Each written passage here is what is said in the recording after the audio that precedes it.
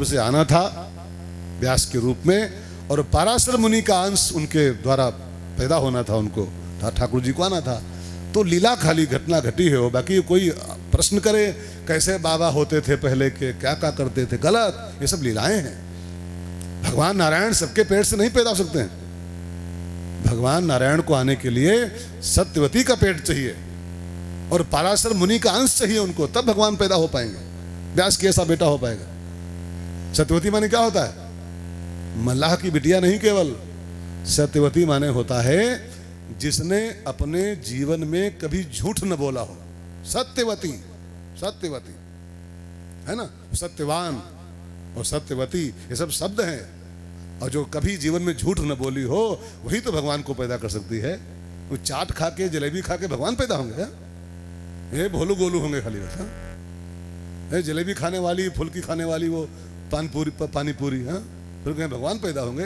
ये रिंकू पिंकू बोलू गोलू भोलू ये सब अंट संट पैदा होंगे। भगवान को पैदा करने के लिए कौशल्या का पेट चाहिए, भगवान को पैदा करने के लिए देवकी जैसा पेट चाहिए पहले, भगवान को पैदा करने के लिए सत्यवती का गर्भ चाहिए, तब भगवान पैदा होते हैं। तो सत्यवती के गर्भ से और पराशर मुनि के अंश से भगवान को आना था, सो वो लीला हुई। बाकी उसको लेके तर्क करो, कुतर्क करो तो आप जानो, बीमारी ठीक करो पहले अपने। तो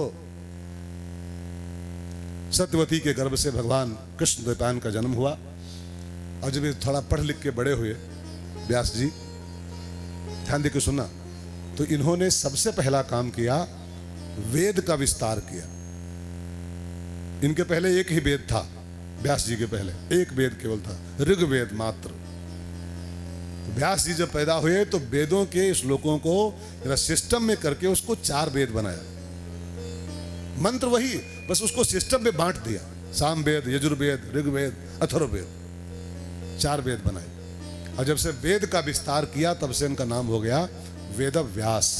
वेदव्यास, व्यास माने विस्तार करने वाला और वेद माने वेद का, ठीक है ना। तो जिसने वेद का व्यास किया हो, विस्तार किया हो, उसका नाम होता है वेदव्यास। वैसे इनका नाम था कृष्ण द्वैपायन, ठीक समझेगा। तो बड़ी प्रॉब्लम है।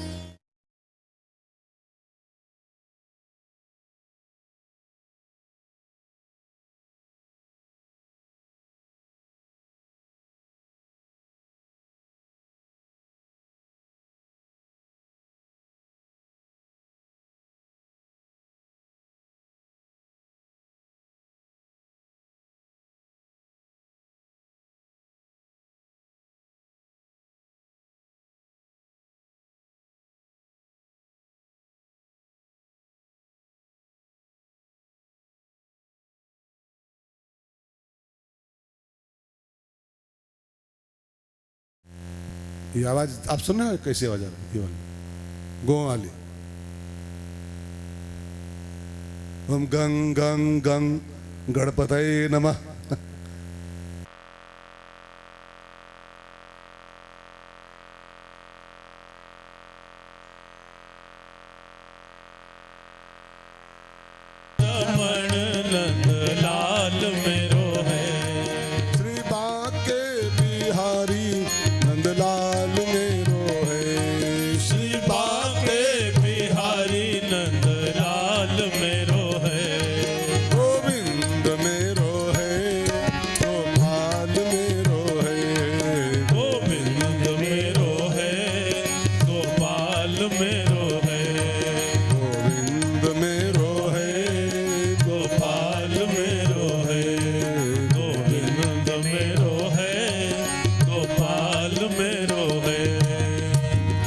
चल रहा था, क्या चल रहा था माता जी?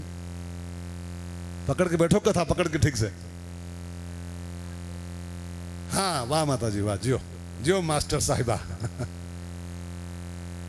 तो व्यास जी ने पहले वेदों का विस्तार किया, उसके बाद विचार किया कि जो 4 वेद हैं, ये जो वेद हैं ये बाउंड है। वेदों के बारे में आपको पता से नहीं पता है, वेद सबको अलाउ नहीं है पढ़ना। वेद में बाउंडेशन है, ये पढ़ेंगे, ये पढ़ेंगे, ये नहीं पढ़ेंगे, इसको ये नहीं पढ़ सकते। अब मैं नाम न लूं, किसी का नाम न लूं पर्टिकुलर, लेकिन वेद में बाउंडेशन है। सबको अलाउ नहीं कि चाहे जो पढ़े वेद, ठीक है ना। तो व्यास जी को लगा तो गलत है, ये तो वेद फाउंडेशन में है, मेड़ बंधी हुई है, ये पढ़ेंगे ये नहीं पढ़ेंगे। तो व्यास भगवान ने एक वेद और बनाया, पंचम वेद, पांचवा वेद लिखा है, उसका नाम रखा महाभारत। महाभारतः पंचमो वेदा, 4 वेदों में फाउंडेशन है, लेकिन पंचम वेद सबके लिए लागू कर दिया। महाभारत सब पढ़े, सब पढ़े, ये 5वां वेद। लेकिन समाज की विडंबना जानते हो क्या है? समाज के 90% लोगों के मन माइंड में जाने कौन फीड कर दिया है कि महाभारत नहीं पढ़ना चाहिए, न पढ़ना चाहिए, न घर में रखना चाहिए, न उसकी पूजा करनी चाहिए, न उसको। हद है यार। कई लोग, आप में से भी कई लोग वे भ्रम पाले बैठे होंगे कि महाभारत पढ़ोगे तो घर में महाभारत हो जाएगा, हाँ? घर में रखिए तो महाभारत हो जाएगा। अरे वो पंचम वेद है जी, पंचम वेद है, उसका जरूर पठन करना चाहिए, जरूर पढ़ना चाहिए। हमारे घर में रखा है 20 वर्ष से, जब जब मौका लगता है उसको हम पढ़ते हैं घर में अपने। हमारे यहाँ कोई महाभारत नहीं होता, शादी को 25 साल हो गए, अभी हमारी अभी तक महाभारत नहीं हुआ। कई लोग कहते हैं महाभारत रखोगे तो महाभारत हो जाए घर में। बिल्कुल ये सब भ्रम निकाल दो। कई भ्रम चल रहे हैं, कई भ्रम संसार में। माताओं बहनों को सालिग्राम की पूजा नहीं करनी चाहिए। अभी मैं भी कथा कर अयोध्या में था, इसके पहले, अयोध्या में इसके पहले तो एक बहन वो तुलसी कंठी लाई, तुलसी की माला कंठी होती ना, और फिर वो पहन के गांव गई। अयोध्या में ली, पहन ली, और फिर गांव गई। अब गांव में 4 से बुढ़िया, परपंचैया बुढ़िया इकट्ठा भई, अरे तुलसी कंठी पहने हो बूढ़ा, ये विधवा पहनती हैं, हाँ? सधवा नहीं पहनती हैं, इसको विधवा पहनती हैं, हाँ? ये विधवन के लिए है। निकाल के बहाई दी पट देवा बुढ़िया। हमका फोन की नोच देहन महाराज जी, वो लोग कह रहे हैं विधवा पहनती है खाली, हाँ? तुलसी की माला। तमाम प्रकार के भ्रम समाज में जो है, तमाम प्रकार के। स्त्रियों को हनुमान जी की पूजा नहीं करनी चाहिए, ब्रह्मचारी हैं, उनका डिग जाएगा सब। इतने कच्चे ब्रह्मचारी हैं वो, इतने कच्चे हैं वो कि स्त्री पूजा करें तो डिग जाएंगे वो। लेकिन लोग कहां कहां बीमारी पाले बैठे, और खास करके देहात के लोग बहुत बीमार हैं, बहुत बीमार। दुनिया भर का कूड़ा कबाड़ा सब यहाँ टेप किए हुए हैं।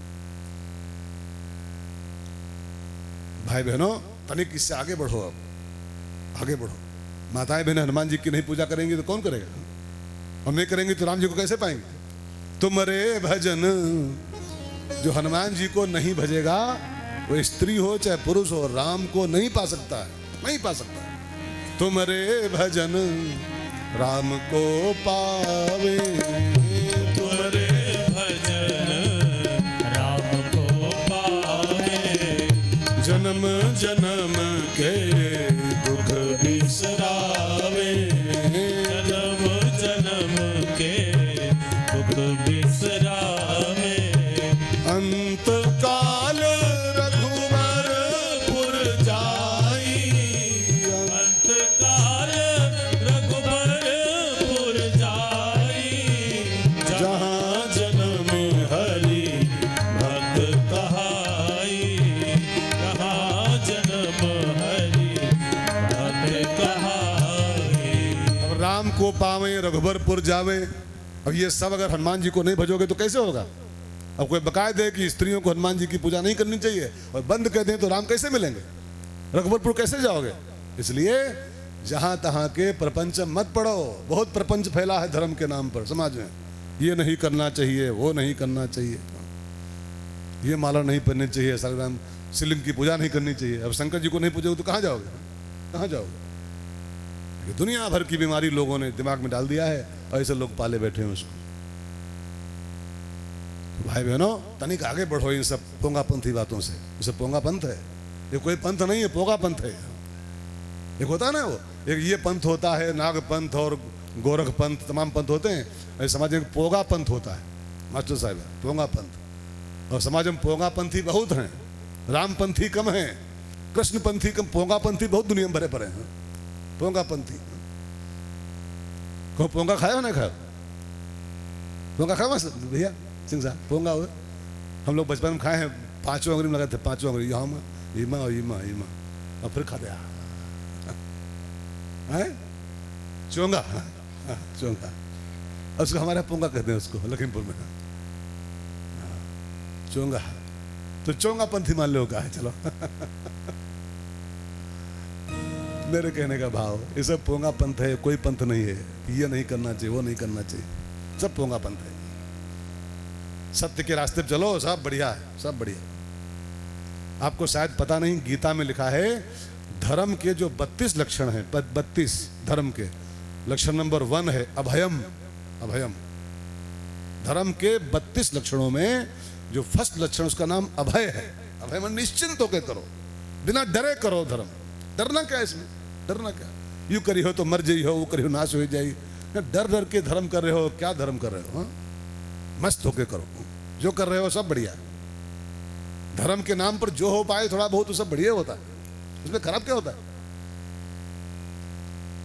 तो कहने का भाव, व्यास जी ने 5वां वेद बनाया महाभारत, 17 पुराण बनाए, 17 पुराण, और इतना कुछ करने के बाद भी व्यास जी को संतुष्टि नहीं हो रही थी। उनको लग रहा था कुछ कमी रह गई। वेद का विस्तार किया, पंचम वेद लिखा, इतने पुराण लिखे, इतनी किताबें बनाई, लेकिन अभी उनको लग रहा है कुछ कमी रह गई, कुछ मेरा छूट रहा है, कुछ काम बाकी रह रहा है। अब ध्यान देना मित्रों, व्यास जी में और सामान्य कवियों में कितना बड़ा अंतर है। हम आप अगर एक किताब लिख पाए, खाली एक किताब छोटी मोटी, तो उसको जहाँ देखो तहाँ दिखाते हैं, जानते हो किताब मैंने लिखी है, इस पर तुम साइन करो, तुम लिख दो कि बहुत बहुत बढ़िया किताब है। हम सम्मान पाना चाहते हैं। छोटी सी किताब अब आपकी लिखी भी नहीं है, कहीं का ईंट कहीं का रोड़ा, और मिला मुलू के कुछ यहाँ से कुछ वहाँ लेकर के किताब तैयार कर दिया। अब जहाँ देखो तहाँ लिए बैठे, ये किताब मैंने लिखी है, मेरे पे साइन करो। कितने बड़े हम राइटर हैं, जानते हो। एक किताब लिख पाता है आदमी, वो सम्मान पाना चाहता है। अब व्यास जी कितनी किताबें लिखे हैं, और तब हम ढूंढ रहे हैं कि मुझसे क्या कमी रह गई, मुझको संतुष्टि क्यों नहीं हो रही, लगता है कुछ बाकी रह गया, अभी कुछ कमी रह गई मेरे काम में। तो व्यास जी अपनी कमी तलाश कर रहे थे, क्या कम रह गया, क्या छूट गया मुझसे, क्या लिखना बाकी रह गया अभी। तब तक नारद जी पधारे। नारद जी ने कहा, व्यास जी आपने लिखा तो बहुत कुछ है, लेकिन आपकी एक कमी रह गई। का क्या? का तुम्हारी कलम से अभी कृष्ण कथा नहीं लिखी गई, भगवान की लीलाओं से भरी हुई कृष्ण कथा अभी तक आपने नहीं लिखा अपनी कलम से। वेद लिखे, महाभारत लिखा, शिव पुराण लिखी, देवी पुराण लिखी, लेकिन अभी तक भगवान की लीलाओं से भरा हुआ ग्रंथ, जिसको सुन के सब भगवान के प्रेम में मस्त हो जाएं, प्रेम प्रधान ग्रंथ, कृष्ण की कथा से भरा हुआ ग्रंथ अभी तक आपकी कलम नहीं लिख पाई है, इसलिए आपको संतुष्टि नहीं मिल पा रही। अगर संतोष पाना चाहते हो तो एक बार कलम फिर से उठाओ और अब की बार एक कथा लिखो, कृष्ण कथा, भागवत महापुराण, और उसको भगवान के प्रेम से लबालब भर दो, और तब तुमको संतोष शांति मिलेगी। एक बात कहो ना भाई बहनों,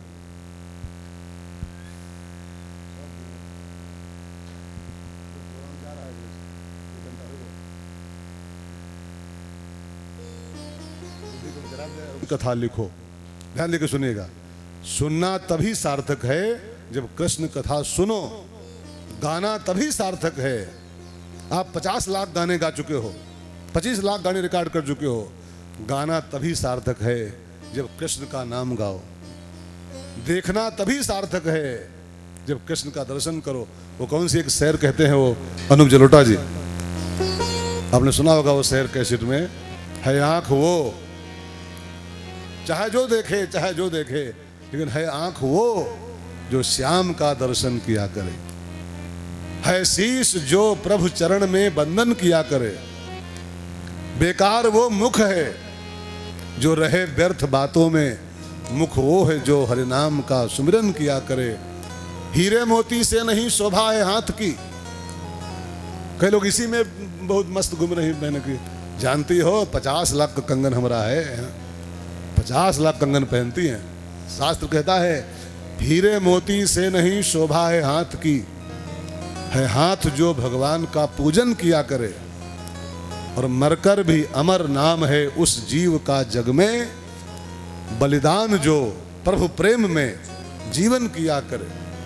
जो प्रभु के प्रेम में मस्त जीवन जी रहा है उसका जीवन सार्थक। तो मेरे कहने का अभिप्राय ये है कि तुमने अभी तक लिखा बहुत कुछ है व्यास जी, लेकिन अभी तक तुम्हारी कलम से कृष्ण कथा नहीं बनी, भगवान के प्रेम से भरी कथा नहीं बनी है, इसलिए आपको संतुष्टि नहीं हो रही है। अगर शांति पाना चाहते हो, संतोष पाना चाहते हो, तो उठाओ कलम और भागवत लिखो। एक बार एक कथा और लिख दो, अंत में शांति मिल जाएगी। तो व्यास जी ने कहा, नारद जी भागवत मैं तो जानता भी नहीं हूं भागवत है क्या, लिखूं तो कैसे लिखूं, कोई बेस तो चाहिए, भागवत है क्या चीज। तो नारद जी ने कहा, भागवत कथा को सबसे पहले नारायण ने कहा था, ब्रह्मा जी को सुनाया था। बहुत ध्यान देकर सुनिएगा, भागवत व्यास जी की लिखी नहीं है, भागवत सबसे पहले भगवान नारायण ने कही थी, ब्रह्मा जी को सुनाई। ब्रह्मा जी ने नारद जी को सुनाई, अपने बेटे को, नारद जी उनके बेटे हैं ब्रह्मा जी के, और नारद जी व्यास जी को सुनाए, वही भागवत छोटी सी, और व्यास जी उसी का विस्तार कर दिए हैं खाली, बस व्यास माने विस्तार करने वाला। तो नारद जी ने व्यास जी को बैठाला और भगवान नारायण के द्वारा कही गई जो 4 श्लोक की भागवत है, छोटी सी भागवत, चतुश्लोक की भागवत, वो सुनाई। और तुम व्यास हो ही, अब इसी का विस्तार कर दो, और जब ये बन के तैयार होगी तब तुमको शांति मिलेगी। अब नारद जी ब्रह्मा व्यास जी को नारायण की कही हुई भागवत सुनाने के बाद वहां से प्रस्थान कर गए व्यास जी के आश्रम से, और उनके जाते ही व्यास भगवान ने समाधि लगाई। समाधि समझते हैं? समाधि माने, समाधि माने क्या होता है? बोलो बोलो। लीन हो जाना है ना, डूब जाना। नारद जी को विदा किया और फिर भगवान ने जो भागवत कही थी उसी के ध्यान में डूब गए हो, आंखें मूंद के बैठ गए और पूरी भागवत का दर्शन करना शुरू किया। और लिखा है कि व्यास जी को समाधि में जो जो दिखाई पड़ता गया लीला के रूप में, व्यास जी वही लिखते गए। अब एक बात ध्यान दीजिएगा, भागवत जो है ना वो आंखें खोल के नहीं लिखी गई, भागवत आंखें बंद करके समाधि अवस्था में लिखी हुई कथा है। आंखें खोल के लिखी जाए वो तो खाली किताब होती है, वो ग्रंथ कहाँ बनता है? ग्रंथ तो आंखें मूंद के लिखे जाते हैं। अच्छा आप बताओ, सूरदास जो भी लिखे हैं, सूरदास, उनकी आंखें कहाँ थी? और क्या वो लिखे नहीं है क्या? कई लोग कहते हैं आंखें खोलो तो लिख पाई हो, आंखें खोल के नहीं, आंखें बंद करके जो किताब बनती है वही तो ग्रंथ कहलाता है, वही भागवत कहलाता है। भागवत जो लिखी गई थी वो आंखें खोल के नहीं, वो समाधि भाषा की लिखी हुई कथा है वो। तो भागवत बन के तैयार हुई, पाए थे श्लोक 4 गुरु जी से अपने, और उसका विस्तार करते करते बनाए 18,000। अब आप सोचो, 4 पाए थे, 18,000 बना के तैयार किए, मोटी सी किताब तैयार हुई। अब जब भागवत बन गई तब व्यास जी को हुआ कि भागवत बन तो गई, लेकिन इसका प्रचार होना चाहिए। अब खाली बन गई और बनी रखी रहे, जैसे खाली खाना बन जाए और बना रखा रहे, ताला मार दो बाहर से, तो खाना किस काम का है? ठीक है ना, खाना बन गया और ताला बंद कर दिया रसोई घर में, अगर सब लोग जाओ भागो यहाँ से, तो खाना किस काम का? फिर खाना तभी बनना सार्थक है जब वो परोसा जाए, जब बांटा जाए, जब खिलाया जाए सबको, तो बनाना सार्थक है। तो भागवत बन तो गई, लेकिन अब परोसे कौन, खिलाए कौन समाज को? उसको व्यास जी को लगा मैं तो बुढ़ा हूं, और आपको शायद पता है कि नहीं पता है, ये व्यास भगवान के जीवन की अंतिम रचना है, आखिरी स्टेज की लिखी हुई कथा है ये। बिल्कुल उनका शरीर बूढ़ा हो गया था, जर्जर, हाथ कांप रहे थे, चल नहीं पाते थे, बोल नहीं पाते थे, तब की लिखी कथा है ये, बिल्कुल लास्ट स्टेज की ये पोथी जो आप सुन रहे हो। अब उनको लगा कि बन तो गई, अब इसको समाज में कौन लेके जाए? मैं तो बुढ़ा हूं, मैं इसको कह नहीं पाऊंगा, मैं भागवत बाँच नहीं पाऊंगा, बुढ़ा हो गया हूं। जैसे अभी हम 50 साल के हैं, 50 साल के तो बाँच रहे हैं, अभी 90 साल के हो जाएं और तब कोई बुक करने हमको जाए, मालती बहन जाए कि रमेश भाई कथा सुनानी है, तो मुँह में दांते न हो तो कथा बाँच पाएंगे हम? एक अवस्था तक कथा बाँच मिलती है, उसके बाद बंद हो जाती है। दांत वांत गिर जाएंगे, जब बुद्धि बुद्धि काम करना बंद कर दी, कथा बाँच पाएंगे? तब 2 घंटा बैठ नहीं पाएंगे मंच पर, हर 1 घंटे बाद तो वो जाना पड़ेगा। हाँ? अब तो तभी तो ठीक है, कई लोगों को मैं देखता हूँ कि 1 घंटा नहीं बीतता है, फिर भागते हैं, फिर भागते हैं, फिर भागते हैं, कैसे कथा बाँच पाएंगे? आप मेरी बात समझ रहे हो? एक अवस्था तक सारे काम हो पाते। तो व्यास जी को लगा भागवत तो रेडी है, लेकिन इसको समाज में कौन लेके जाए? और ये सामान्य कथा है नहीं, ये प्रेम कथा है, प्रेम ग्रंथ है। मैंने इसको प्रेम के स्याही में कलम डुबो डुबो के लिखा है। और प्रेम कथा को जब तक कोई प्रेमी नहीं बाँचेगा तब तक ये कथा सही अर्थों में समाज में पहुंचेगी नहीं। तो कोई प्रेमी इसको बाँचने जाएगा तब इसको सही ढंग से परोस पाएगा। देखो एक बात कहूँ ना, खाना बनाना एक कला होती है, लेकिन खाना परोसना दूसरी कला होती है। और एक बात कहूँ, बनाना आसान है भोजन, लेकिन परोसना उससे बड़ी कला होती है, उससे बड़ी कला। कई लोग बनाते बहुत अच्छा है, लेकिन परोस नहीं पाते ढंग से, तो खाने वाले का सब स्वाद खत्म हो जाता है। ऐसा उल्टा पुल्टा बोल देंगे, ले तो ले, ले हो तो ले, और फचत डाल दे रोटी, फचत भात थरिया में, आधी सब्जी कूद के धोती पाएंगे। ले आओ कि नहीं ले आओ? आप मेरी बात समझ रहे हो? कितना बढ़िया बना लेते हो, लेकिन परोसना ना आए तो आपका सब बेकार है, वो सब बेकार। वो कौन सा एक दोहा है, माता जी पढ़ाई होंगी, रहीमन, अब बनावे नहीं लिखा, परसाए, परसाए, बनावे खाक, बनावे लाख बढ़िया, लेकिन प्रश्न पाओ बेकार सब। रहीमन रहीला की भली जो पर से मन ला, रहीमन रहीला की भली जो पर से मन लाए, परसत मन मैला करे सो मैदा जर जाए, परसत मन मैला करे सो मैदा जर जाए। रहिला माने होता है चना, रहिला, चने की रोटी अच्छी लगती है खाने में, लेकिन परसे मन लाए उसकी, और परसत मन मैला करे सो मैदा जर जाए। चाहे सूजी की बनी हो, मैदे की बनी हो, देसी घी में बनी हो, परसने वाला बदतमीज हो, सारा स्वाद मर जाता है। तो भागवत बन तो गई, लेकिन परोसे कौन? परोसने वाले के अंदर दो बातें होनी चाहिए, ध्यान देके सुनिएगा। प्रत्येक परोसने वाले में दो बातें होनी चाहिए, नहीं तो बढ़िया परोस नहीं पाएगा। कौन कौन दो बातें? आप भी अपने में चेक कर लो। अगर खाना परोसते हो तो आप में दो बातें चाहिए, तब खाने वाला बड़ी ढंग से खाएगा, तो खा नहीं पाएगा। एक, परोसने वाला स्वयं तृप्त होना चाहिए, खुद तृप्त हो। अब खुदे भूखा हो पहले से ना, लार चुआ रहा हो देख देख, तो खाक परस पाएगा? वो परसी कम लार बहुत चुआई। तो परसने वाला पहले तृप्त होए, भूखा ना होए। नहीं वो थरिये में लार चुआ दी परस परस तू, इतनी बढ़िया सब्जी हम कब खाएगा? पहले खूब फिट हो, अंदर से तृप्त हो।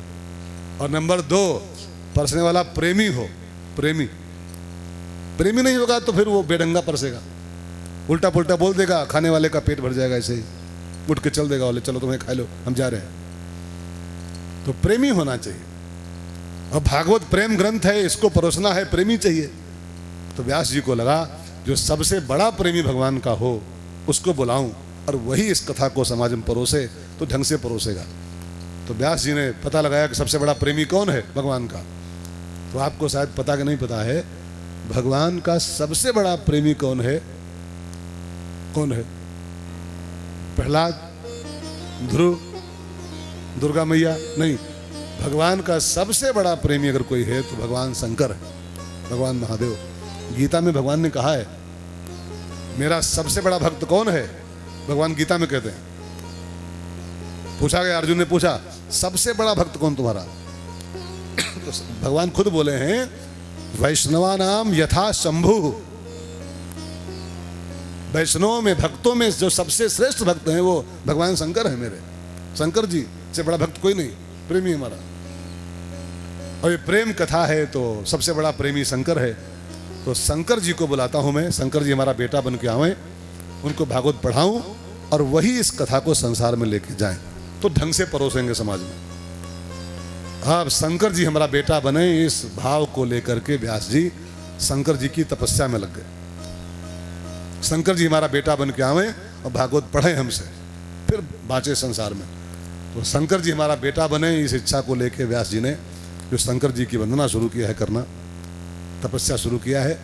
तो शंकर जी का नाम थोड़ा आप भी गा लो, आज सोमवार का दिन भी है ना? शिव का नाम गाओ सब लोग, सोमवार है आज। जयति जय जय काशी वाले, खेल है तेरे नाथ निराले। जयति जय जय काशी वाले, खेल है तेरे नाथ निराले। नाग गले में विषधर डाले, जय शंभो जय जय शंभो। जय शंभो जय जय शंभो, जय शंभो जय जय शंभो। जयति जय जय काशी वाले, काशी वाले देवघर वाले। जयति जय जय काशी वाले, काशी वाले देवघर वाले। नाग गले में विषधर डाले, जय शंभो जय जय शंभो। जय शंभो जय जय शंभो। शंभो जय शंभो जय जय शंभो। जय शंभो जय जय शंभो। शंकर भगवान की जय हो।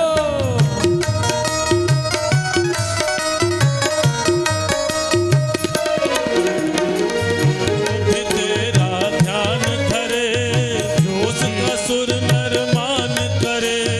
जो भी तेरा ध्यान धरे, उसका सुर नर मान करे। जन्म मरण से वो उबरे, चरण तुम्हारे जो गहले। दया करो विष पीने वाले, भक्त जनों के तुम रखवाले। दया करो विष पीने वाले, भक्त जनों के तुम रखवाले। तुम बिन नैया कौन संभाले। जय शंभो जय जय शंभो। जय शंभो जय जय शंभो। जय शंभो जय जय शंभो। जयति जय जय काशी वाले, काशी वाले देवघर वाले। जयति जय जय काशी वाले, काशी वाले देवघर वाले।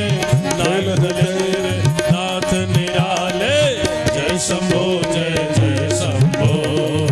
जय शंभो जय जय शंभो।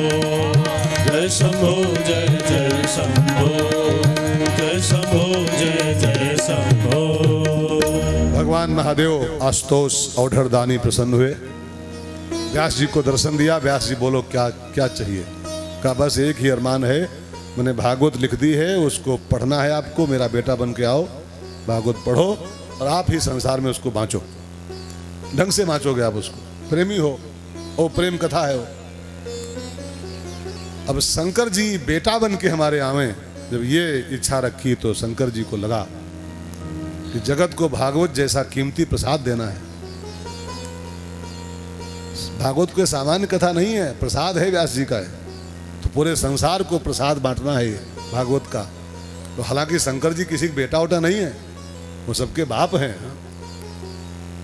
मैंने एक कथा पढ़ी थी शिवपुराण में, जब शंकर जी का ब्याह हो रहा था ना, शादी, तो वो कन्यादान के समय जब पार्वती मैया के साथ शादी हो रही थी, तो जब कन्यादान का समय हुआ, जो पंडित जी जो पूजा करा रहे थे, जो शादी वाली पूजा, तो लड़की का हाथ जब पापा देता है लड़के के हाथ में, तो वहाँ पर एक संकल्प होता है, कन्यादान का संकल्प। और उस संकल्प में 3 पीढ़ी का नाम बताना होता है, माने बाप का नाम, बाबा का नाम और पर बाबा का नाम, तब वो संकल्प पूरा होता है। तो जो पंडित जी वो करा रहे थे शादी, वो जब कन्यादान का नंबर आया और जब पार्वती जी का हाथ में दिया गया, तो उस पंडित ने पूछा शंकर जी से, दूल्हे राजा आपके बाप का नाम बताओ। अब शंकर जी बेचारे खामोश, मेरा बाप है कौन दुनिया में, सबका बाप तो मैं ही हूँ, मेरा बाप कौन है? और पंडित जी अटक गए, नहीं बाप का नाम बताओ, नहीं तो हम ब्याह नहीं करे, जा रहे हैं ब्याह नहीं करे बो।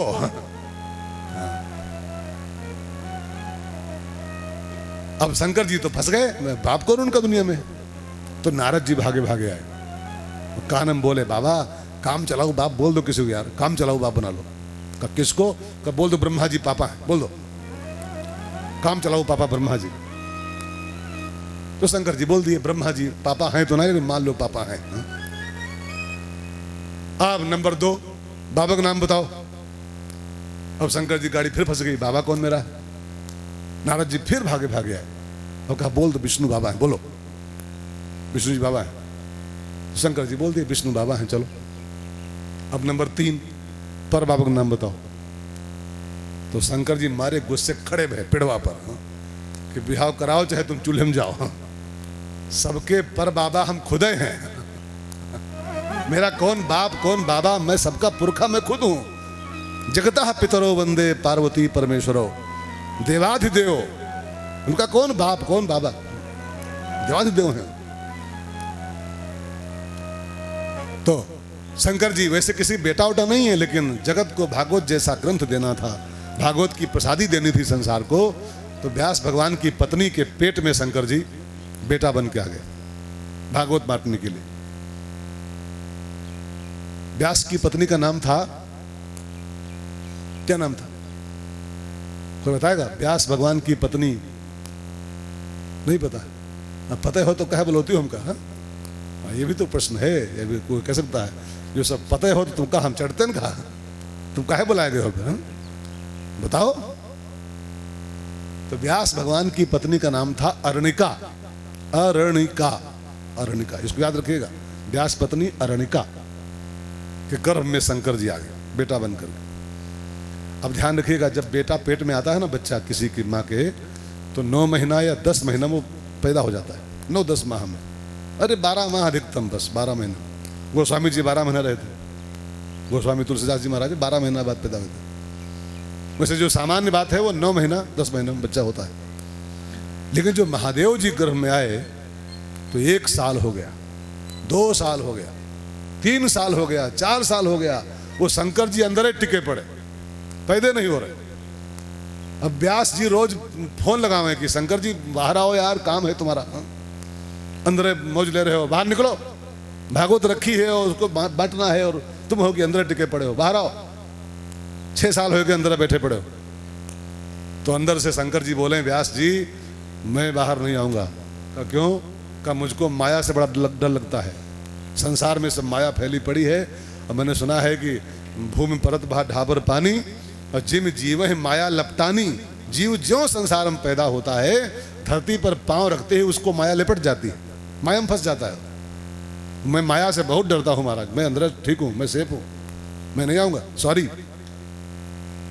6 साल, 7 साल, 8 साल, 9 साल, 10 साल, 11 साल, 12 साल पूरे हो गए, और शंकर जी अंदर बैठे मौज ले रहे। अब हुआ कि कैसे बाहर आएगा, ये तो इसका काम है, ये अंदर बैठा पड़ा है। तो भगवान कृष्ण स्वयं आए, और कृष्ण जिसकी माया दासी है, जिसके चरणों की मायापति है ठाकुर, और जब मायापति खुद आए ठाकुर जी, आके व्यास जी के जो पुत्र के रूप में शंकर जी थे, उनको वचन दिया अंदर ही कि आपको मेरी माया टच नहीं करेगी, तुम माया से बिल्कुल अनटच रहोगे, मेरा वचन है, तुमको माया छुएगी भी नहीं, तुम बाहर आओ, तुम्हारा काम है दुनिया में। और जब स्वयं भगवान ने आके वचन दिया कि आपको मेरी माया छुएगी भी नहीं, मैं उसको डांट दूंगा माया को अपनी, मेरी दासी है। तब जो शंकर जी अंदर थे वो बाहर निकले 12 साल की अवस्था में, और उनका नाम रखा गया सुखदेव, सुखदेव जी महाराज। जो सुखदेव जी हैं वो शंकर जी के अवतार हैं, और भागवत का प्रसाद बांटने के लिए शंकर जी ही सुखदेव के रूप में संसार में आए थे। अब जानते हो क्या लिखा है? पैदा होते ही कोई संस्कार नहीं होने दिया, न नाल कटने दिया, न कुछ होने दिया, नार व्यवहार के सहित, नारवार सब साथे लेकर के, न कोई संस्कार, न कोई मुंडन, न अन्नप्राशन, न कोई कपड़ा, न लंगोटी, कुछ नहीं, ऐसे नार हाथ में लिए और नारवार के सहित सुखदेव जी पैदा होते ही यम प्रव्रजंत मनुपेतम पेत कृत्यम, पैदा होते ही जो प्रव्रजंत माने सन्यासी हो गया था, जंगल कुछ लग गया था, पैदा होते ही।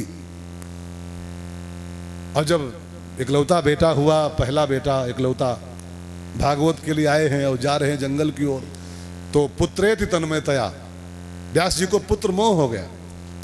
अरे आपका ही बेटा जंगल चल पड़े तो आपको क्या होगा? आपको भी होगा यही, है ना? आप ऐसे कोई चाहता हमारा बेटा जंगल जाए, बाबा होए, साधु हो जाए? कोई चाहता है? चाहते हो तो दो, हम क्या था, हाँ? हम बनाए बाबा उसको, हाँ? कोई नहीं चाहता, आप भी नहीं चाहते, हम भी नहीं चाहते। सब चाहते बीटेक करे, एमटेक करे, एमबीबीएस करे, एमबीए करे, बाबा कहे हुए MBA हुए।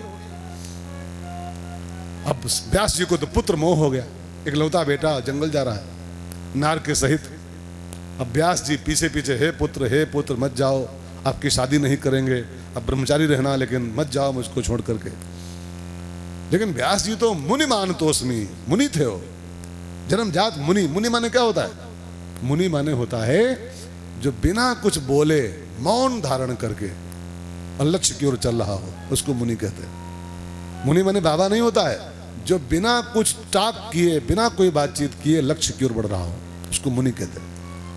मननास स मुनि। और ये मुनि नहीं है, मुनि मान तोस्मी, ये मुनियों के सिरमौर हैं सुखदेव जी। कुछ नहीं बोले, व्यास जी पीछे पीछे, है बेटा रोते दौड़ रहे हैं और वो कुछ बोल नहीं रहे। तो लिखा है कि तरोभिनेदु, श्लोक पढ़िए, बड़ा प्यारा। मेरा तो बड़ा बोलने का मन करता है, एक एक श्लोक भी बोलूं, लेकिन क्या करूं, 7 दिन में क्या हो सकता है, कितना हो सकता है। भागवत का एक एक श्लोक लिया जाए, एक एक श्लोक पे ठीक से बोला जाए तो भागवत कम से कम 6 मंथ चाहती है, 6 महीना ऐसे पंडाल लगा रहे ऐसे। अब 6 महीना कौन लगवाए पाई पंडाल, और कौन लगाए पाई, कौन पाँच पाई और कौन सुन पाई, बिक जाए आदमी उसे। हाँ, 7 दिन में तो बहुतों की नानी, हाँ 7 दिन में बहुतों नानी आ जाती, सारी पर्स खाली रहती 7 दिन में। हाँ? ये बोतल मंगाओ, वो पानी मंगाओ, वो सब्जी मंगाओ, वो आटा मंगाओ, वो बिजली, वो तेल, वो जनरेटर, माइक, साउंड। अब 7 दिन में तो ये हाल होता है, तो 6 महीने में क्या हाल हो, घर में बेचे पर जी पूरा।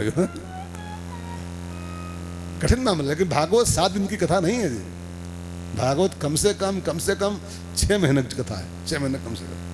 ऐसे ही पंडाल लगा रहे 6 महीने तक, तब भागवत हो पाएगी। तो लिखा है तरोभिनेदु। सुखदेव जी कुछ बोल नहीं रहे तो मुनि हैं, जा रहे हैं मस्ती में बढ़ते हुए।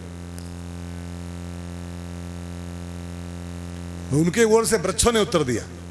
वृक्ष क्या बोले मालूम? व्यास जी क्या रोक रहे हो इसको, क्या रोक रहे हो?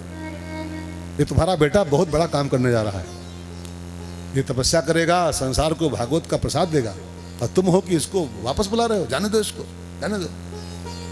ये सामान्य बच्चा नहीं है कि वो बिहाव के अलावा फिर गोलू हैं, फिर भोलू हैं, फिर वो खेती करे, फिर नौकरी करे। हाँ, ये आया है कुछ और काम करने के लिए दुनिया में। ध्यान देना भाई बहनों, बच्चे 2 प्रकार के पैदा होते हैं, 2 टाइप। कौन कौन?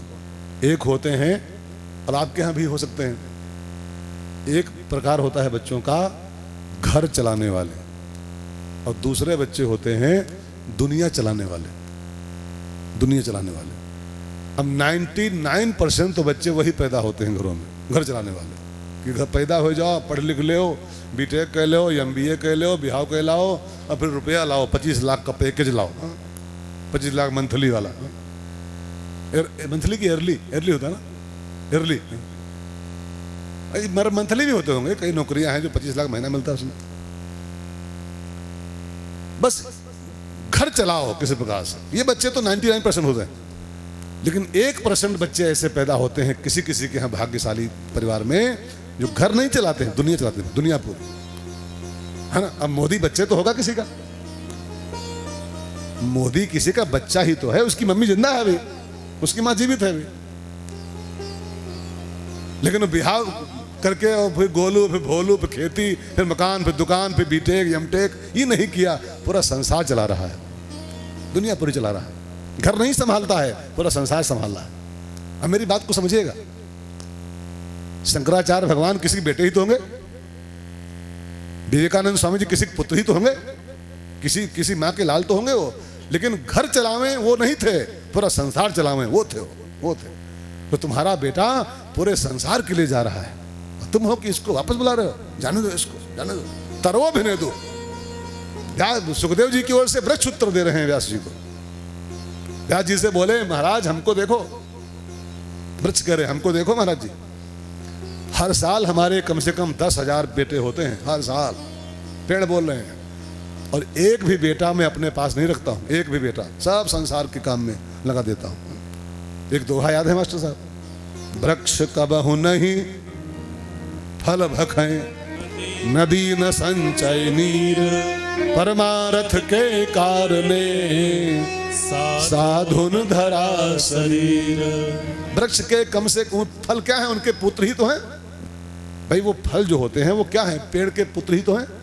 और पेड़ बोल रहे हैं कि तुम्हारे खाली एक लड़का हुआ है, हमारे हर साल कम से कम 10,000 बेटे होते हैं। हर साल 10,000 बेटे होते हैं, और 10,000 के 10,000 मैं समाज के नाम दे देता हूँ। समाज के काम में एक भी बेटा अपने पास नहीं छोड़ता हूँ कि एक बेटा मेरे पांव दबाएगा, हाँ? मुझको मेरी सेवा करेगा।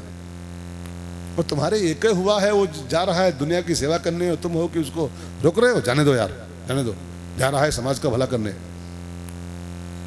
व्यास जी को बात समझ में आ गई। व्यास जी लौट आए, सुखदेव जी जंगल पहुंचे, तपस्या में लग गए। अब व्यास जी को टेंशन तो मन में था ही कि बेटा आए ना आए, लेकिन भागवत रखी बनी हुई, और जिस काम के लिए बुलाया गया है शंकर जी को, वो काम तो छूट गया, वो तपस्या में लग गए। तब लिखा है कि सुखदेव जी को वापस लाने के लिए व्यास जी ने एक उपाय लगाया। क्या उपाय लगाया? भागवत के 10-20 मीठे मीठे श्लोक, ध्यान देकर सुनिएगा। भागवत महापुराण के 10-12 श्लोक अच्छे अच्छे अपने शिष्यों को याद कराए व्यास जी ने। और याद करा के सुखदेव जी जहाँ तपस्या कर रहे थे वहाँ का एड्रेस दे दिया, और कहा वहाँ जाओ, जंगल में हमारा बेटा तपस्या कर रहा है, वहाँ तुम लोग टिक जाओ कहीं पर आसपास जंगलों में।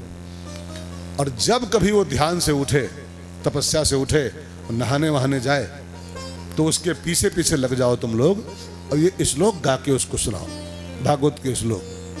इसमें ऐसा जादू है कि फिर वो रुक नहीं पाएगा, भाग के चलाएगा। अब व्यास जी की तरकीब काम कर गई। वो चेले लोग गए व्यास जी के, और जहाँ सुखदेव जी तपस्या में बैठे थे आसपास डेरा जमा दिया। और जब वो कहीं हफ्ते 2 हफ्ते बाद उठें ध्यान से, और जब नहाने वहाने चलें, तो वो सब चेले लग जाएं पीछे पीछे, और भागवत के बड़े मधुर श्लोक गाएं। बरहा पीडम नटवर बपुः कर्णयोः कर्णिकारम बिभ्रतवासः कनक कपिशम वैजयंतीम च मालाम। जब श्लोक गा के सुनाए 2-4 श्लोक भागवत के, तो सुखदेव जी का मन अट्रैक्ट हुआ, मन खिंचा। पूछ बैठे, भैया कहाँ से लाए हो तुम लोग? इतने प्यारे श्लोक कहाँ से लाए हो? इतनी मधुरता भरी इसमें कहाँ से लाए हो? तो शिष्यों ने कहा, अरे महाराज जी, ये तो खाली वो क्या होता है, वो सैंपल, हाँ सैंपल है। तो सैंपल है केवल, सैंपल कि सैंपल, सैंपल, हाँ सैंपल, हाँ तो सैंपल है केवल। ऐसे ऐसे श्लोकों का एक पूरा भंडार भरा हुआ है, पूरा ग्रंथ एक तैयार है ऐसे श्लोकों का। और वो भी तुम्हारे पिताजी का लिखा हुआ है, व्यास जी का। अब मेरे पिताजी का ग्रंथ लिखा हुआ है, ऐसे श्लोकों का भरा हुआ ग्रंथ है। तपस्या छोड़ दिए, और तपस्या छोड़ के सुखदेव जी वापस भागे घर की ओर। आके अपने पिताजी के चरणों में लिपट गए, पापा, पिताजी, मुझको भागवत पढ़ना है, मुझको भागवत पढ़ना है। 2 श्लोक सुने मैंने, मेरा मन खिंच गया, मैं तपस्या छोड़ के आ गया हूँ भागवत पढ़ने के लिए। व्यास जी की आंखों में आंसू आ गए, बेटा मैं तो इंतजार में ही था कि तू कब आए, कब भागवत पढ़े।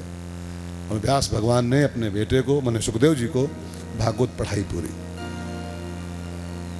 और सुखदेव जी जब पढ़ के फिट हो गए भागवत, तब भगवान ने एक सुनने वाला फिट तैयार कर दिया, जो सब छोड़ छाड़ करके गंगा जी के तट पर भागवत सुनने को बैठा हुआ है, भागवत सुनने को तैयार बैठा हुआ है। कौन?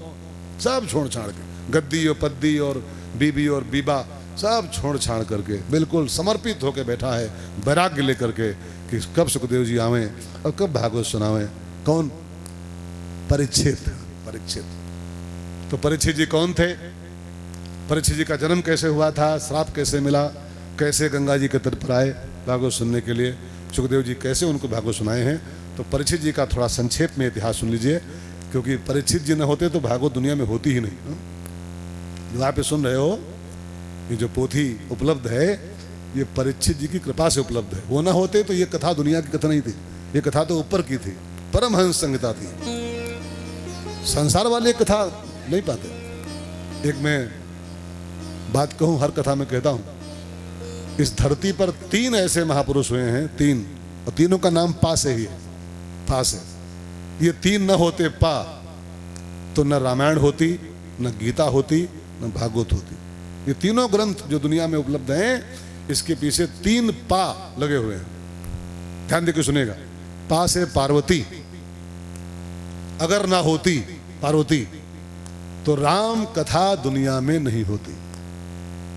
राम कथा दुनिया की थी ही नहीं। रचि महेश निज मानस राखा, ये शंकर जी के भीतर थी राम कथा। पाई सुसमौ शिवासन भाखा, वो तो माता पार्वती जब ब्याह के आई हैं, बहुत रोई हैं, बहुत विनय किया है, तब बाबा के अंदर का वो माल बाहर आया है। तब आज आप लोग पढ़ रहे हो, पाठ कर रहे हो, बंदों गुरुपद पदुम परागा, ये सब जो पढ़ रहे हो, ये सब पार्वती की देन है। वो ना होती तो शंकर जी के अंदर था वो माल, बाहर नहीं आता। ठीक है, तो पा से पार्वती थी तो रामायण है, पार्वती है तो रामायण दुनिया में। दूसरा पा है, पा से पार्थ, पार्थ, पार्थ माने अर्जुन। अगर पार्थ न होता तो गीता दुनिया में नहीं होती। गीता किताब नहीं है जी, लिखा है, भगवान ने कहा है गीता में हृदयम पार्थ, हे Partha Gita is my heart, Gita मेरा दिल है। और दिल बाहर नहीं होता, दिल अंदर होता। वो तो अर्जुन था जो उसको निकाल के बाहर कर दिया। पार्थ न होता तो गीता बाहर नहीं होता। ठीक है, तो पा से पार्वती, पा से पार्थ और पा से परीक्षित। अगर परीक्षित न होता दुनिया में तो जो सुन रहे हो पोथी ये दुनिया में होती ही नहीं, होती ही नहीं। ये कहीं और की किताब थी। तो परीक्षित जी कौन थे, कैसे इनका जन्म हुआ था, कैसे श्राप मिला, कैसे सुखदेव जी इनके जीवन में आए। प्यारा सा प्रसंग है, बचा हुआ समय जो मेरी घड़ी में है, इस बचे हुए टाइम में बस परीक्षित जी का इतिहास सुना करके और सुखदेव जी को जरा बैठाल दें आज व्यास गद्दी पर, और फिर शाम को शुरू करेंगे बोलना, है ना। शाम तक बोलेंगे, अभी नहीं बोलेंगे दिन में, हाँ? लेकिन परीक्षित जी कौन थे ये जानना जरूरी है। तो परीक्षित जी का इतिहास सुनाऊं, उसके पहले थोड़ा सा गोविंद नाम हम लोग गाते हैं, और फिर आज की अंतिम कथा और परीक्षित जी का पूरा इतिहास, कैसे जन्म हुआ था, कैसे कर्म, इसको ध्यान देकर सुनना है। थोड़ी देर और, 5 के पहले पहले बंद कर दूंगा, 5 तक हर हालत में। कै बजा है? 4:15, 4:15, ठीक 5 बजे आरती कर दूंगा, पक्का वादा है। अब पक्का वादा क्या है, फिर 2 घंटा में फिर बैठना है ना 7 बजे से, बीच में चाय पानी होगी तब तक 7 बज जाएगा फिर। तो आइए परीक्षित जी को सुने, उसके पहले थोड़ा सा हरि नाम सब लोग गाओ। गोविंदा गोपाला मुरली मनोहर नंद लाला, गाइए सब लोग गाइए। गोपाला मुरली मनोहर नंद लाला, गोविंदा गोपाला मुरली मनोहर नंद लाला, मुरली मनोहर नंद लाला, जय मुरली मनोहर नंद लाला, जय मुरली मनोहर नंद लाला, जय मुरली मनोहर नंद लाला, जय गोविंदा गोपाला मुरली मनोहर नंद लाला, गोविंदा गोपाला मुरली मनोहर नंद लाला, जय मुरली मनोहर नंद लाला, जय जय मुरली मनोहर नंद लाला। एक बात बताओ, कथा समझ में आ रही है कि नहीं आ रही? नहीं आ रही। सरिया सोहर वाले पंडित तो हमें नहीं, हाँ? कि सरिया सोहर गा के पूरा कह दें। वो पंडित दूसरे होते हैं, अब वही सुनना था तो हमको काहे बुला रहे हैं? क्यों मालती थे? अगर सरिया सोहर ही सुनने थे तो हमको काहे बुलाए थे? बहुत ब्यास दुनिया में है, सोहर गावे वाले, 15 गावे वाले, हाँ? मेला सुनावे वाले, चैतिक मेला, हाँ? यू मेला वो मेला, तो बहुत लोग गाते घूम रहे हैं गली गली में। अब भागवत सुननी है तो फिर बुलाए हो तो सुनना ही पड़ेगा आपको, हाँ? ना बुलाते हमको, बहुत ब्यास घूम रहे दुनिया में, नाचे गावे वाले, हाँ? नाच नाच के पूरा 7 दिन पार करते हैं, फिर नाचो फिर नाचो फिर नाचो, हाँ? राधे राधे राधे राधे, हाँ? तो बहुत ब्यास है, उनको बुलाते फिर। हमको बुलाए तो झेलना ही पड़ेगा, हाँ? झेलना ही पड़ेगा 7 दिन तक। हमारी कथा ऐसे होती है कठिन। मैं जो सोचता हूं कि कथा के माध्यम से कथा के सिद्धांत आप तक पहुंचे। नाच गाना तो कराना है तो डीजे कराओ, फिर काहे कथा कराओ, हाँ? अगर गाने सुनना है और नाचे करना है तो डीजे कराओ, भजन संध्या कराओ, कथा क्यों कराओ? फिर नाम लिखा है ज्ञान यज्ञ भागवत महापुराण, तो फिर ज्ञान यज्ञ होना चाहिए। हाँ, ज्ञान यज्ञ होना चाहिए। और ज्ञान यज्ञ डांस यज्ञ नहीं होता है, डांस यज्ञ दूसरे होते हैं। नृत्य यज्ञ कराओ, फिर बुलाओ बढ़िया सपना चौधरी को। हाँ हाँ, फिर हमको क्या बुलाते हो?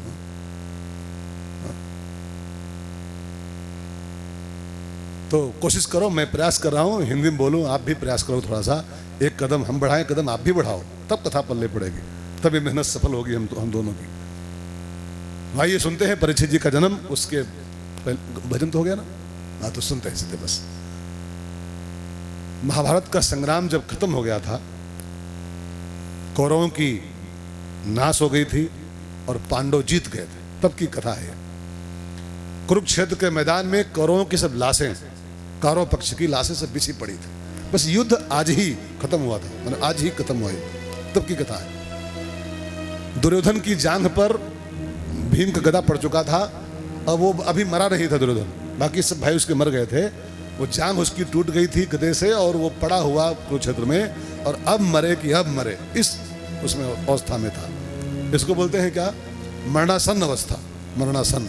अब मरा कि अब मरा कि अब मरा, ऐसी स्टेज में था दुर्योधन। लेकिन इस अवस्था में भी उसके अंदर एक भाव चल रहा था पड़े पड़े कि अगर इस समय भी कोई पांचों पांडवों का सिर काट लावे और हमारी विजय करा दे तो मैं उस आदमी को आधा राज्य दान कर दूंगा। मैंने जो पांचों पांडवों का सिर काट लावे और मेरी जीत करा दे इस समय भी, तो मैं उसको आधा राज्य अपनी ओर से गिफ्ट कर दूंगा। अब देखो, मरे चला है, अब मरा कि अब मरा, लेकिन तहु उसकी राज्य की मुंह कभी गई नहीं है। अगर कोई पांचों पांडव सिर काट लावे, मेरा राज्य हो जाए पूरा, उसको आधा राज्य में दान कर दूंगा। प्राण कंठ में है और मेरा मेरा कर रहा है। ध्यान देकर सुनिएगा, इसी का नाम होता है दुर्योधन। दुर्योधन किसी व्यक्ति का नाम नहीं है भाई बहनों, इसको ख्याल रख के सुनिएगा। दुर्योधन किसी पर्टिकुलर आदमी का नाम नहीं होता है। दुर्योधन एक विचार का नाम है, एक सोच का नाम। अंतिम अवस्था तक जो मेरा मेरा करता रहे, आखिरी स्टेज आ गई और तहु भी हमरे हमरा कह रहा है। हमरा ही खेतवा है, हमरा ही पोता है, हमरा ही गैया है, हमारी भैंसिया है, और 90 साल के बढ़ो हो गए, अभी हमरे हमरा कह रहे हैं, हमरे हमरा। वही दुर्योधन का भाव है। ये मरा नहीं, अभी जिंदा है, अभी तक जिंदा है। कई लोगों को देखो आप, उनके जीवन बैठा हुआ, कमर झुक गई है, आंखें धस गई हैं, दांत गिर गए हैं, कांप रहे हैं, चले मत पूछो। ये 5 बीघा हमारे खेतवा बा, हाँ ये हमारा है, ये पोता हमारा है, ये भैंसिया हमारी है। मरते दम तक जो हमरा हमरा करता रहे, वही दुर्योधन है, वही दुर्योधन। और ध्यान देना, इसी से आपकी लड़ाई है। इदम शरीरम क्षेत्रम, ये शरीर कुरुक्षेत्र है। दुर्योधन खड़ा हुआ है आपके सामने, आपका दुश्मन। इसी के साथ आपकी लड़ाई होनी है जिंदगी में। और एक बात कहूं, भगवान ने कहा है मैं इस लड़ाई में लगाम तो थामूंगा, लेकिन लड़ाई तुम्हें करना होगा। ये शत्रु तुम्हारा है, दुर्योधन को मारना तुमको ही पड़ेगा। मैं लगाम थामूंगा, मैं गाइड करूंगा तुमको, लेकिन मैं युद्ध नहीं करूंगा। आपको ही लड़ना पड़ेगा। भगवान आपको संभालेंगे, भगवान आपकी हेल्प करेंगे, लगाम थाम लेंगे आपकी, गाइड करेंगे आपको, लेकिन भगवान लड़ेंगे नहीं। लड़ना तो आपको ही से है। किससे? दुर्योधन से। वो बाहर नहीं है, आपके भीतर बैठा हुआ है। मेरा मेरा मेरा मेरा, यही दुर्योधन है। और एक अवस्था तक ठीक है, लेकिन एक अवस्था हो गई तब भी मेरा मेरा कर रहा है। अब तो बंद करो। बस मरते मरते मर जाता आदमी है, मेरा ही मेरा ही मेरा ही मेरा ही, इसे मर जाता है। मैंने कल कहा था ना, वो भजन 2 लाइन याद करो कल वाली। क्यों कहता है मेरा मेरा, ये दुनिया है रैन बसेरा। क्यों कहता है मेरा मेरा, ये दुनिया है रैन बसेरा। 4 दिनों का मेला, जाना है यहाँ से अकेला।